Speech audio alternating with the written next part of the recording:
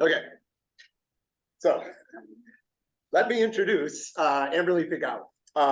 Amberly is born and raised on Kauai. She grew up hiking and hunting and all kinds of things, and eventually did her undergraduate here at the illustrious Geography and Environmental Studies Department. She also did a pipes internship at Mauna Kea watershed, forest restoration. So she's had her head in the clouds for a while now, and through some other employment after graduating, including NARS on Kauai and BISC on this island, she made the ultimate decision to attend graduate school. And she built a project with the help of Stephanie Jelinek and other partners to investigate this really interesting and hopefully important new means of reforestation. And so without further ado, I will let Amberly take it away. Mahalo. Okay.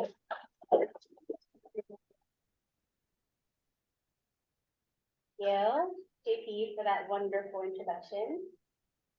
So I'll be sharing my thesis research with you on forest restoration techniques in a Sub-Alpine forest on Hawaiʻi Island, Puʻu, Kanakaleonui on Mauna Kea.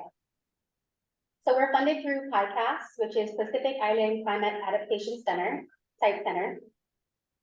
And we're partnered with Department of Foreign Homelands, USGS, University of Hawaii at Hilo, and Mauna Kea Watershed Alliance.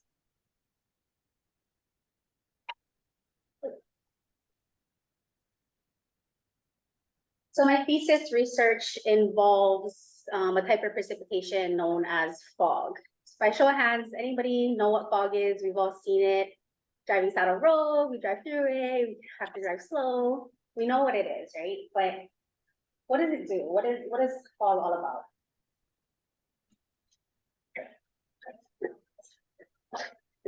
So what role does fog play in a forest? Well, I'll tell you. Fog maintains high humidity conditions, decreases evaporation and transpiration from around vegetation, and interestingly enough, provides extra precipitation through fog drift.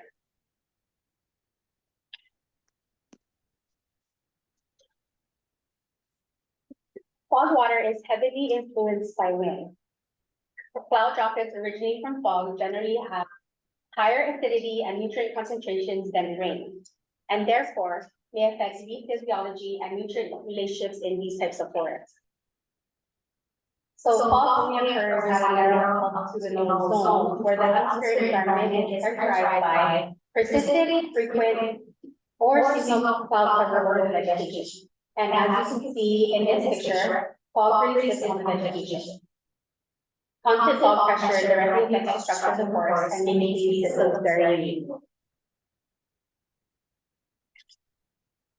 So the forests that generally have fog are usually high elevation forests, and they're so important because they have an essential watershed protective role because they're on high slopes. They act as a protectant through their capacity to retain and store water, aiding in reduced runoff and landslides at these locations.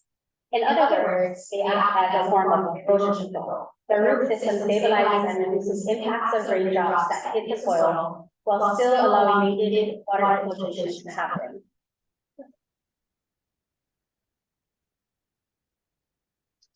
So stressors to these high elevation forests are land use changes, non-native vegetation, introduction of ungulates, which are one of the main drivers that transport native vegetation and heavily impacts biodiversity and its existence.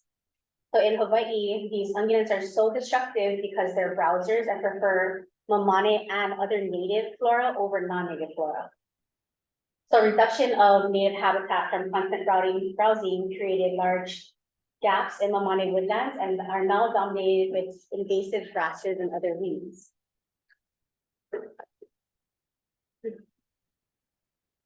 So here in Hawaii, we have a historically sub-alpine woodland that is currently changed into pasture land.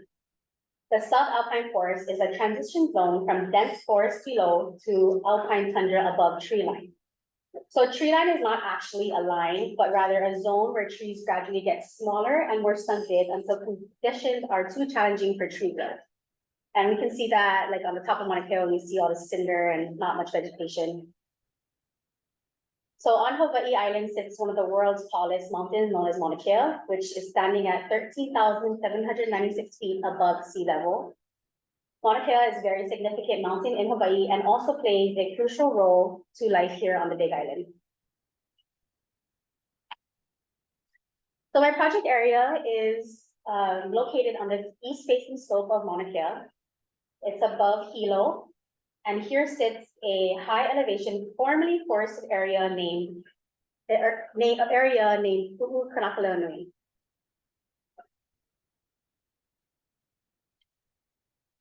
So under the Puʻu Kanakaleonui sits a 514 acre corridor that is known as Kanakaleonui Bird Corridor, and here we'll refer to it as KBC. KBC starts from Mauna Road, which is closer to a mesic forest, then continues an uphill transition to a sub-alpine woodland. KBC resides within the Ahupua'a of Puʻu, and this corridor connects 3 forests that are managed under 3 different agencies. Those 3 forests are Piha Forest Reserve, Pakala Forest National Wildlife Refuge, and Mauna Kea Forest Reserve. So the type of fog that is prominent at KBC is known as linoe, which comes down and lays over the landscape like that of a blanket. Thank you, Lisa. So for our experiment, we have 2 different elevational zones. The lower site is 2,200 meters and the upper site is 2,400 meters. The gradient elevation shows a transition in forest type. The lower site is closer to a mesic-like forest, whereas the upper site would have been a dry sub-alpine woodland. So despite the small elevational changes, the abiotic factors vary rapidly between the 2 sites. The arid alpine landscape is easily characterized by the amount of vegetation present and scattered trees across the landscape, like such in these photos. iPhone 14.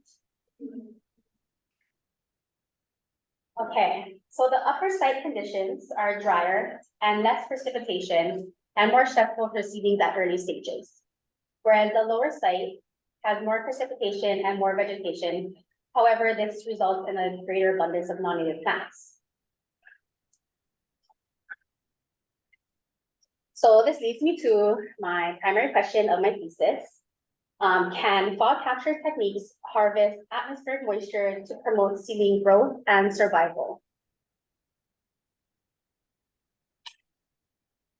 So we hypothesized that soil moisture will be greater and air temperatures less extreme under nurse plants and next to shade cloth than in open grasslands. We also hypothesized that planted native seedlings will have higher survival and growth rates under nurse trees and next to shade cloths compared to the open habitats.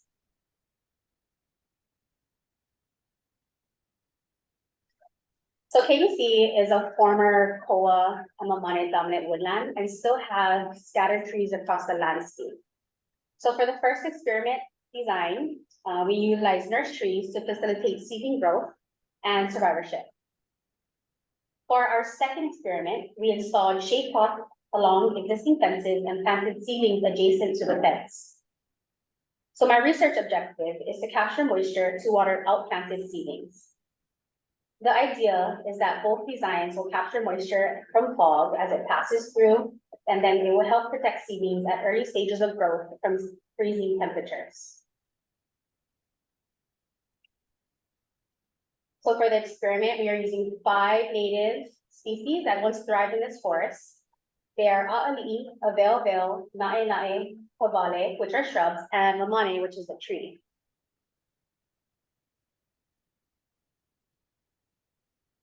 Okay, so for the nurse plant design, the large green circles represent the nurse tree canopy, and the small colored circles represent the diverse species outplanted under the drip line.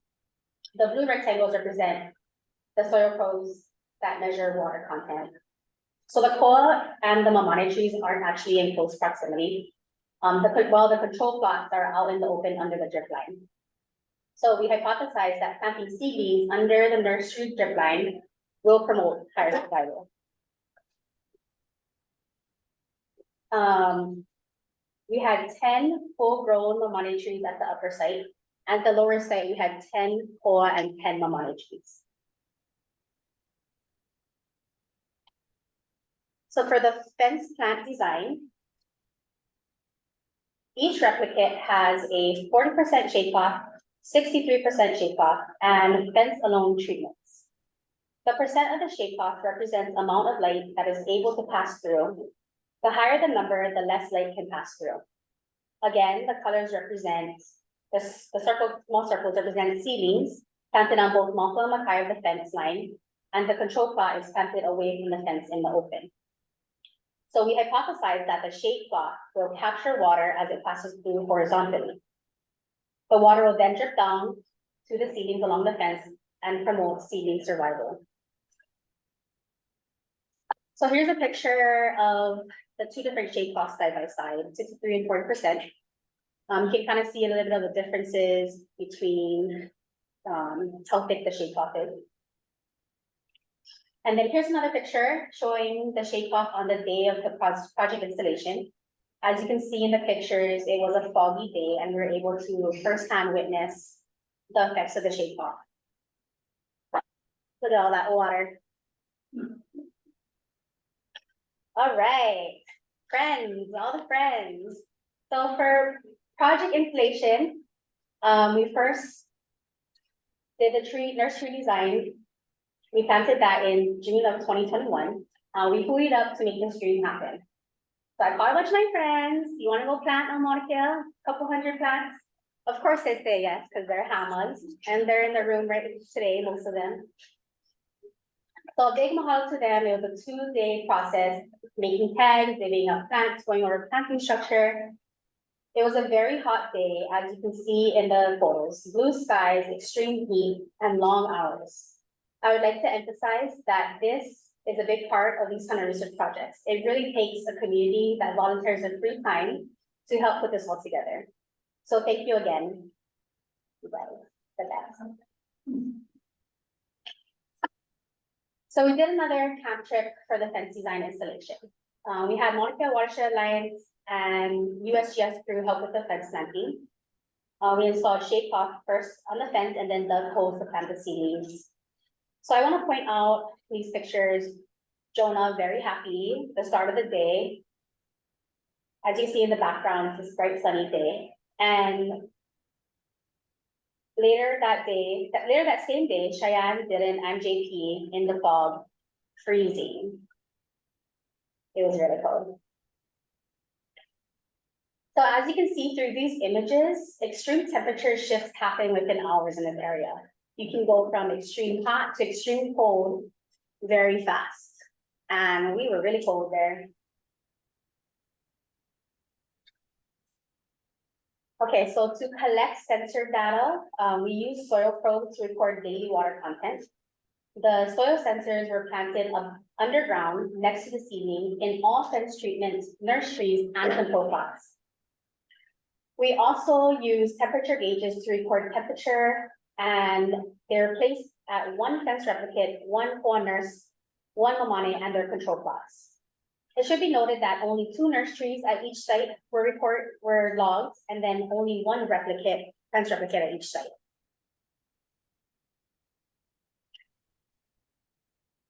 So for the data collection, we use the same methods of measurements for both fence and nurse experiments.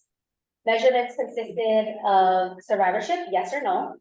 And then we did 3 measurements per plant to record height 1, width 1, width 2. We took these measurements in centimeters with a tape measure, every single plant. This allowed us to calculate the total volume for each seedling. For the nurse tree, time 1 was recorded January to February of 2022. And 4 months later, time 2 was recorded in June of 2022. And then for the fence design, time 1 was January to February of 2022, and then time 2 was that same year, September to October. So time 2 measurement, it marks 1 year of the seedling being in the ground. Okay, on to results. Bear with me, there's gonna be a lot of graphs, but we're gonna get through it together. And I promise we'll get back to the pretty pictures. So the arrow up is for the upper site, and the arrow down is for the lower site. The flower pictures represent the presence of both nurse mamane and nurse koa, or only nurse mamane. So kind of a little bit easy to follow. So each of these 5 graphs represent the survivorship of a different outplanted species. Asterisks indicate a statistically significant result. So survivorship was measured as percentage of total outplanted seedlings that survived. Time 1 is the colored bar, and time 2 is in gray. So each species is color-coded throughout all graphs. And the rightmost bar is representing the control plot, then the nurse koa, and then in the middle, and then the mamane on the right. So let's just focus on the gray bar for now. I want you to notice how the control plots had some survivorships at the lower site for time 2. And then we all have a all species graph in the bottom in the pink.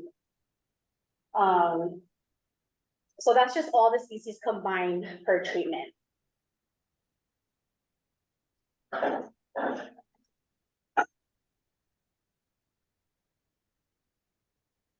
So nurse tree survivorship at the upper site. So here we only have mamane trees. The right bar is the control and the left bar is the nurse. So again, time 1 is colored and time 2 is in gray. Notice that the first set of bars are lower than the second set of bars, showing a higher survivorship under a nurse tree over a control plot. So this shows that the upper site, the control plots had considerably low survivorship across all species. Some species had no survivorships. So if we ask the question, do plants do better under a nurse tree or out in the open, or under a nurse rather than out in the open, the answer is yes. Thank you. Okay, so now we are going to be measuring growth per seedling. So in regards to growth, resulting in growth, it was higher under the nurse tree except for naʻe at the lower site. Naʻe control plot plants had a higher growth rate than the nurse trees. I would like to point out that there are no significant results for growth. However, notice the differences between nurse trees per species. We can see in an all species graph again. And then we also see differences per species. For example, at the lower site, ʻaʻaliʻi had a higher growth under a nurse mamane compared to a koa nurse. And pawale had a higher growth under nurse koa compared to a nurse mamane. So I mean, they like what they like. So for nursery upper site growth results, again, the control plots had little to no growth at the upper site than compared to nurseries. And yet again, we're seeing the same pattern for all species had higher growth rate under a nursery over the control plot. Okay, now to fence. Fence design. So we're starting from the right, we have the fence only. Then we have the 40% shade cloth and the 63% shade cloth. And then on the left is the control plot. So as you can see here, in every case, the shade cloth and fence only treatment had a higher survivorship than the control plots. So notice at time 2, the gray bar, the shade cloth treatments in every case had higher survivorship and in either the fence or the control. We can also see that in the all species graph as well. The shade cloth has the highest survivorship across the board.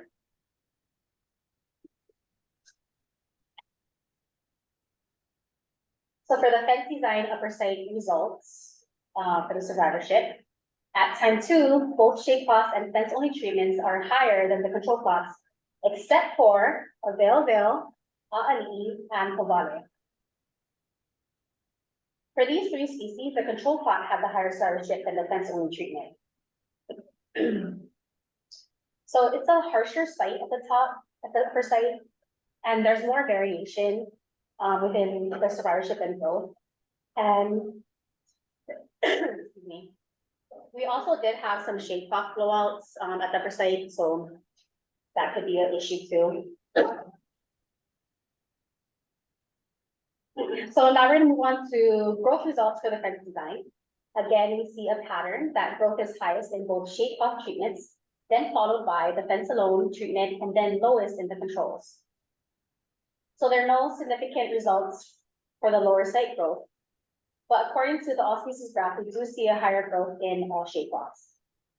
Again, same pattern. Okay, last graph. Here we go. So for the upper site growth results, here we can see differences in species response to each treatment. For all species, at least one shade cloth treatment had the highest growth rate. However, notice that a veil at the upper site fence design had high growth rates in all fence treatments, including the control plots. So a veil must really like having their heads in the clouds. I mean, I get it.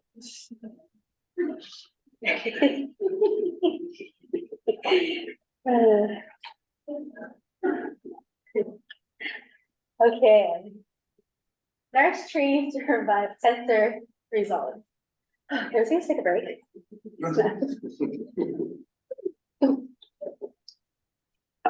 By the way, look at all these pictures. So good. Full 14. Say again. Okay. Nurse tree sensor data results. So the temperature gauges suggest that at both sites, it is warmer in the controls out in the open and a little cooler under the nurse trees. Soil moisture at both sites we found are higher under a nurse tree and less in the controls. So although there is very small differences in the means, it still did provide a significant result.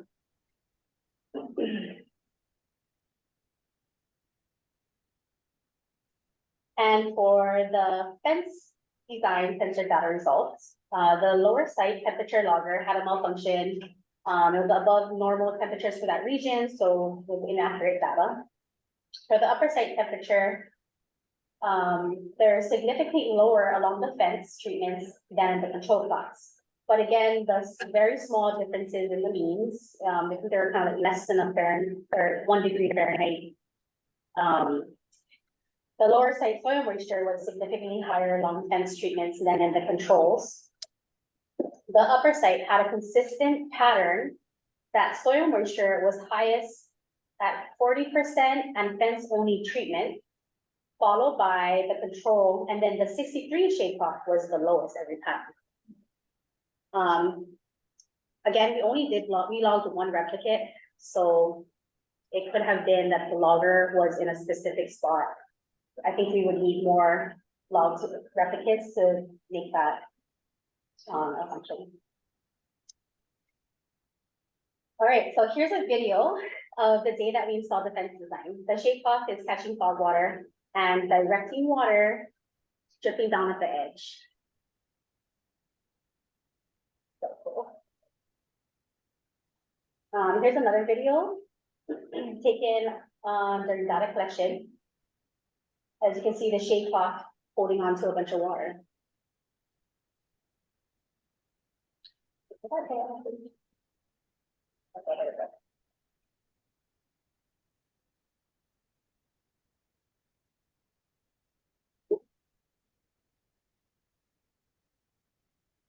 All right, so what did we learn? In conclusion, fog capture works. So we've seen across the board at both sites, fog capture techniques does facilitate water capture and promote plant survivorship and growth. Both nurse trees and fence treatments had higher survivorship and growth than all control plots, with small exceptions to certain species response between upper and lower sites.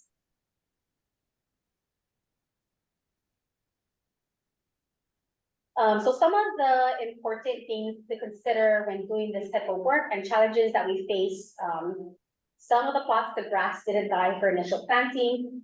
Some of the seedlings were eaten by ungulates.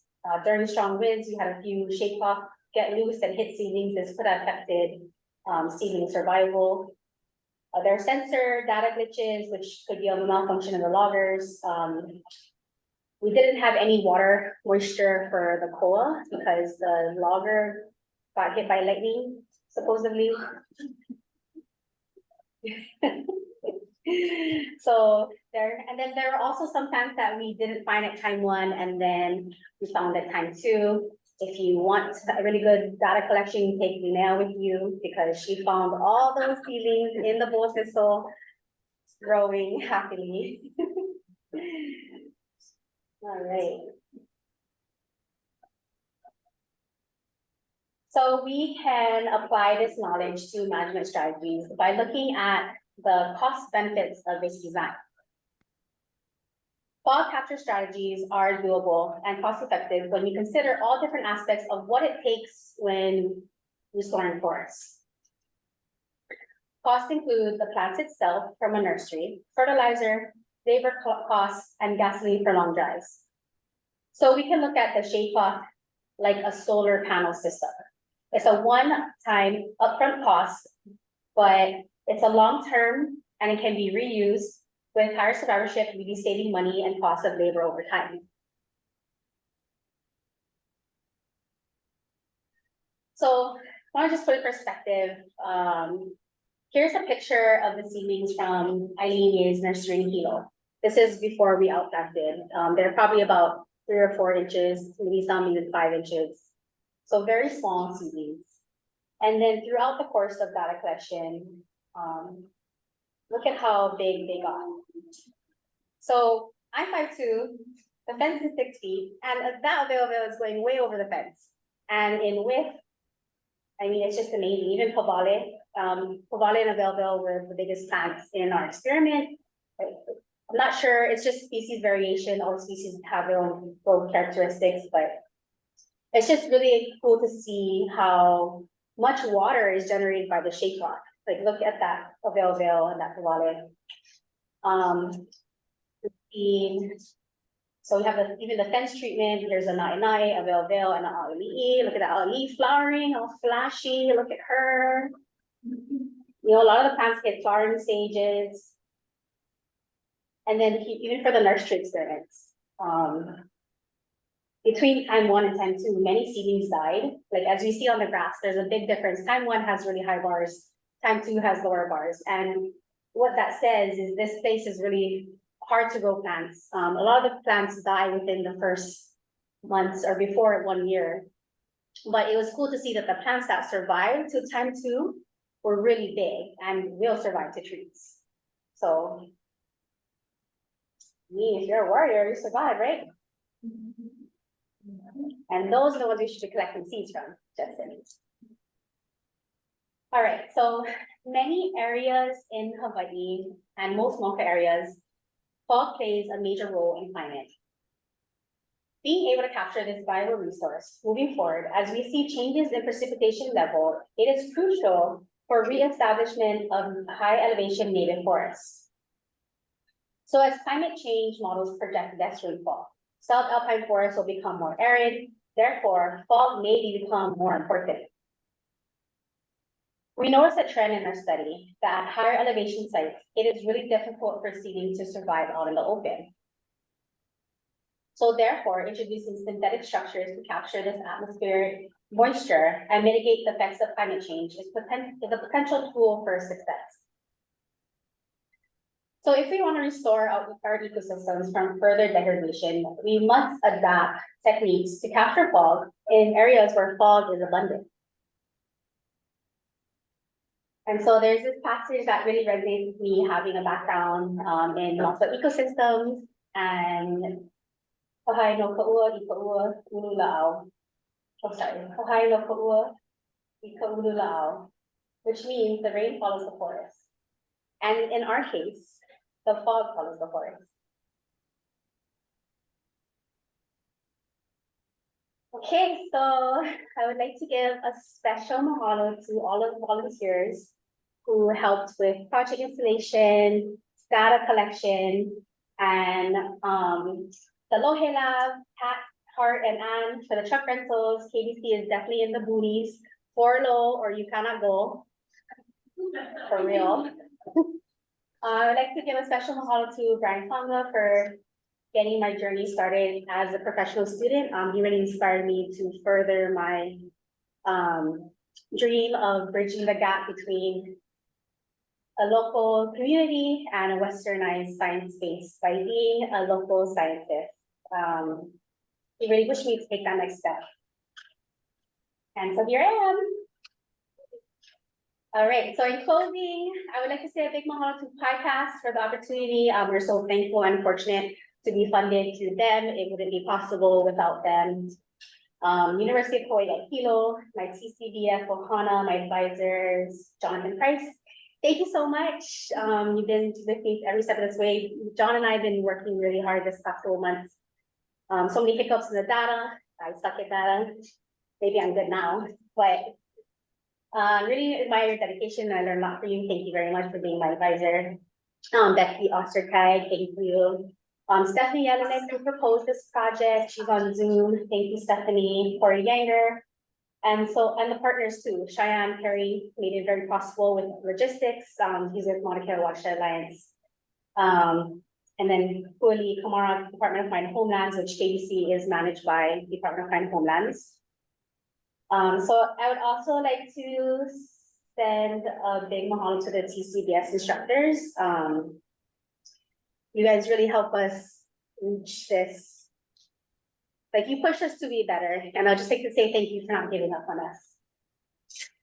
And thank you for everybody who coming and listening to my talk, and it really means a lot. Any questions?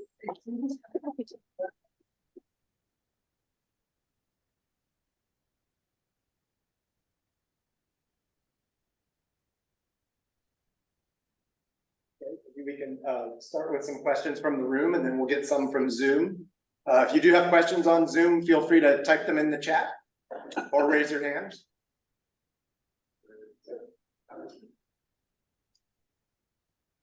Do we know roughly the amount of water generated from a shaped block site? You mean like in a measurement? Yes. Justin, say the question. In here, from the Zoom. Oh, yeah, they probably won't hear it. So, yeah. Or we say it. Yeah, repeat the question. The question was, do we know how much water is generated by a shade block? Like one of the shaped block treatments. I don't know the exact amount, but given the study showing that all these plants survive next to a shade block, it is pretty much enough water for a plant to uptake for survivorship. Yeah, I guess further studies could test that, but yeah. Luca. Was there a consideration to the applications of like, for instance, with the tree, being bulges versus on ridges? Are there different like growth rates for those type of commercial trees? Wait, say that again, sorry. So like, was there any variations of growth rates from a tree in different locations? So like a tree in a gulch versus being on a plain or a ridge? Was a fall catch eating those mentioned factors? So the question was there differences in growth rates between like on a ridge versus in a gulch?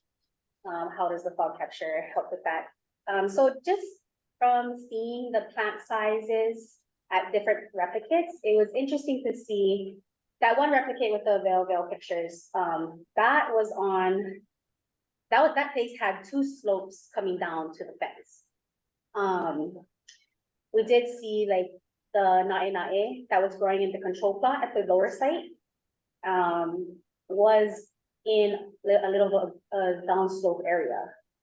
So I would think the slope does have something to do with it, but I think we'd have to further test the slope dynamics to be able to say that was true. But that's kind of my takeaway from this project is like, if we're planting all these plants across the landscape, and which areas are promoting the highest survivorship, and it's like we can turn this landscape into planting in like kipuka systems, like island-like planting. So in these areas where there is higher growth, it seems that the uptake for water and nutrients is really promotes the highest survivorship. Yeah, great question, thank you.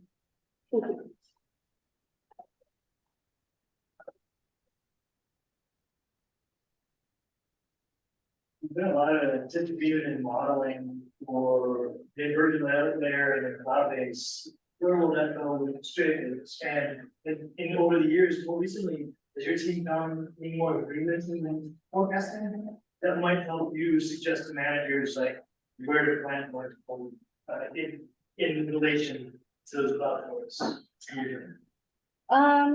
So the question was, there's been a lot of discussion between where to plant, cloud layer versus inversion layer. From my study, where would I suggest to managers? As far as managing the impacts and doing that. So I would definitely strongly say that in areas like the upper site, a nurse tree, or planting in communities is vital. As we've seen, no survivors out in the open. And I mean, we can't just not try and forest these areas just because they don't survive. But I think adapting these techniques to grow seedlings in areas where it's much harsher. I think that's one of the direct steps that we can take is adapting to these techniques versus just trying it, I guess, yeah. How did years of your study compare with the average temperature and average precipitation, over 100 years or a longer period of time? Were your years of study compared to the overall average? And where did they fall? I didn't compare my study to overall. I mean, we did look at the overall temperatures on Mauna Kea. Our temperature gauges did give us readings, but I didn't compare it to other sites. I know JP will have a better answer for that question than I do. It was a fairly average year. The sensors are a little different because, we were doing them in a like a near ground environment, and it's a little bit different than what a weather system, station would give. So it's a little bit hard to compare. Yeah. Oh, I think JB, you had a question. Yeah, I was surprised to see the effect of the fence only in some of your things. Yeah. I mean, I wouldn't have thought they would have had any effect. It's just the wire, right? You're talking 4 inch square wire. Why do you think the fence had that effect? So I thought I had a picture on the slide. I do have a picture of water droplets accumulating on the fence only. And I don't know why, but in every case, the fence treatment did have a high survivorship, higher than the control. So I think it's maybe just either that type of metal, or it's just something that the fog does pass through and can collect. In this case, it kind of shows that some areas that just have a fence, it could still promote higher survivorship. But for this study, it shows that the highest survivorship is a shade fog. So I guess more testing with just the fence alone treatment, maybe in areas that, like the lower site with a lot more fog than the upper site, would be a cool future project to do. But yeah, it was really interesting to see the fence only treatment still collecting enough water for the plants to uptake. Yeah. Thank you for the question. We do have a couple of questions on Zoom. Some folks raised their hands. So maybe if you get, Yes. Dude. The lower hand. I think you can just I gotta call on move folks who raised Okay, their hand. how do you hear them? Hi, Chris, can you hear me? I can't hear you though. I think you can unmute them. Oh, there we go. Oh, hi, Chris, you have a question? Me? Hey, can you hear me? Oh, shit. Looks like there's sound. Oh, okay, I guess you have to write in the chat because I can't hear you. Okay, we have some questions in the chat. Yeah.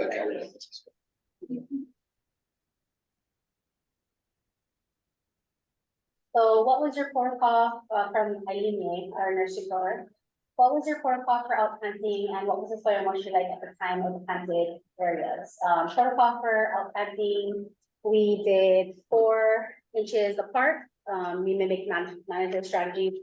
The nursery, outplanting, it was very hot. So extreme weather, temperatures, high temperatures. And then for the fence planting, we had a bunch of fog at that time. So I mean, both experiments, they were very different. We saw extremes in both types of weather. So I don't know if that affected too much. Thank you, Eileen. Another question here. Do you think using shade cloth to collect water in a centralized location and then using irrigation lines into each plant would be less effort than building a fence type design, perhaps cut down on weeds too? Huh. That would be cool. I mean, having the drip line and the line following the plant. I mean, it would used to be a lot more project installation, but it sounds pretty cool because if you can funnel, as you see in the video, the water dripping along the shade cloth, you could funnel that water. Yeah, thank you for that question. Question 2, what's your outplanting protocol? Oh, sorry, 4 inches apart. Mimicking management strategies. Did you water after outplanting? I think What was the rainfall like at the time of planting and doing water? So we watered 1 time after planting, and that was it, to mimic management strategies. So question from Natalie.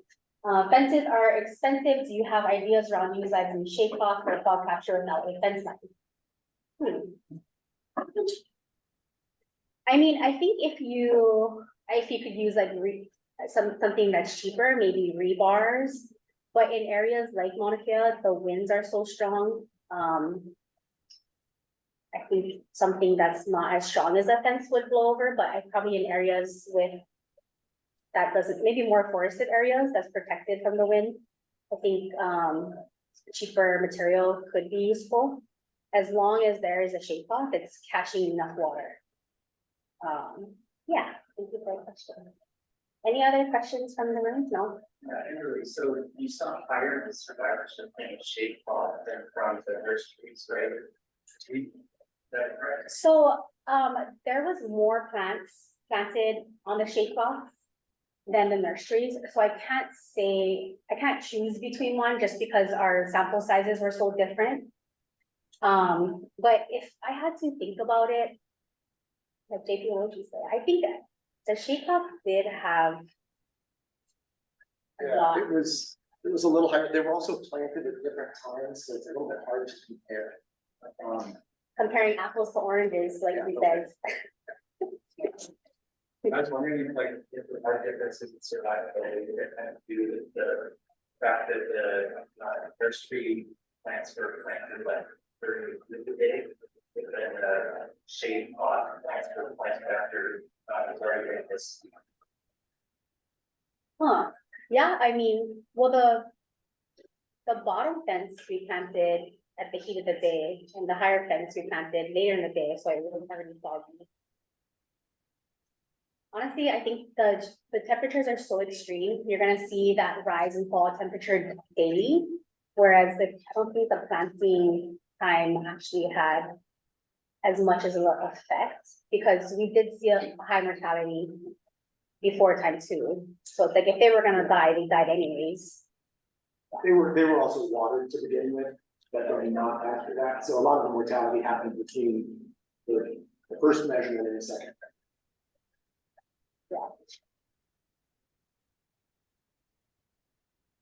We do use shade cloth just on survey stakes on either side of the, okay, so Cheyenne, oh yeah, Cheyenne, Harry, who is with Mauna Kea Watershed Alliance, does use shade cloth on survey stakes, and I think that has facilitated growth in that area.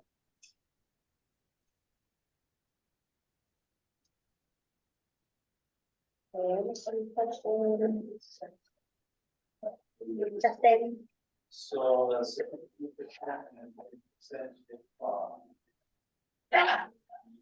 More southern, 40% of thought was within as degraded or. We have common sense because we have like. More sunlight concentrated. yeah, That graph. let me go back to that picture. And So- you need a sensor. Okay. What was that? If you just sit there like crap out on here or whatever, for the longer. So. But you go back, when you do a study again, you go back and see a little bit more in depth between shade plots, you see that how much capture rates the water that would get, because you think 60% shade plot, which is tiny, more surface area captured by water than 40%. Was the survival difference significant though? Only per species. Yeah, that's fine. Across all species, like between the 63 and 40%, there was differences, but were they really significant? No. So Not it's just variation. Yeah, it's a little Yeah. bit variation, but I would say, and this was going back to the beginning, Jim Juvick, who sort of consulted on some of this, he suggested that 40% might work better because there's more airflow through it.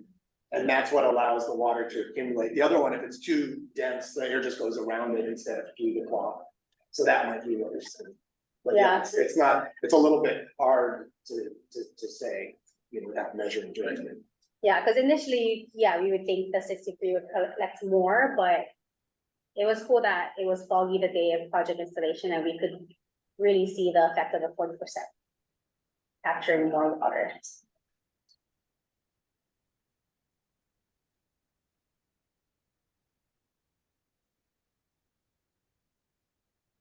Any more questions? Oh, hold on. I think the physical structure of the fence, speed lines in some way, like it's sort of a gear there. And if they're growing in the fence, you think that helps them grow any structure. Maybe, yeah, because when we were collecting data at the crop fence, there was a lot of plants that were growing in the fence. Maybe, yes, we could have an effect. Sharon. Yeah, thanks so much, Amber. Pretty cool to see where you come, so we said, what's the economics of this? How economical is this for a manager if you're looking at this function? You have ideas and thoughts or thoughts, we had done some analysis on that. So because the shade cloth is reusable, you can install it and uninstall it and reuse it for however long it will stay. I think it is very cost beneficial because you cut labor costs in being able to water. You definitely cut a lot of costs in you have less plants that die, therefore you're buying less plants from the nursery. You're paying less labor to put in the plants. So I think it definitely there's cost benefits to it as from a manager perspective. And there's fences all over the forest.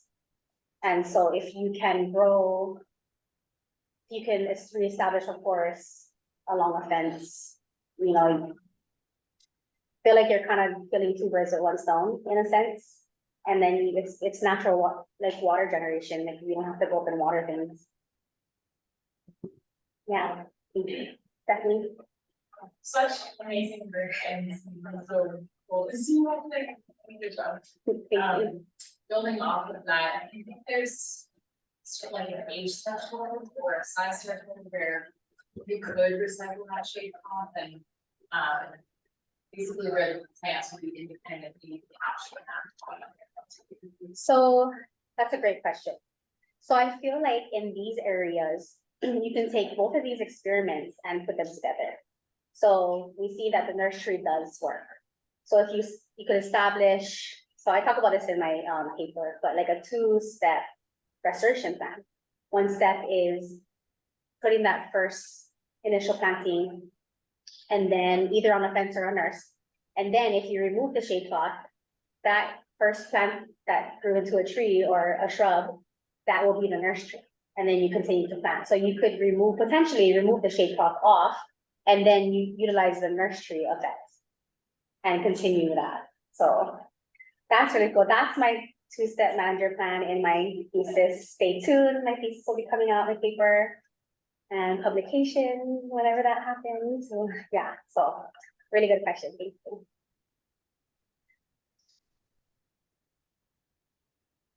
Oh.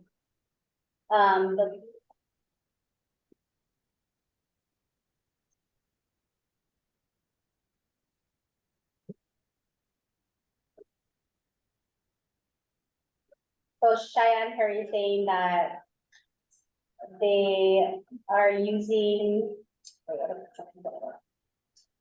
Something didn't work for them, but they're still using something 10 years later for commercial tree shelters. So I guess the shade cloth, like they're reusing it, keep reusing it 10 years later.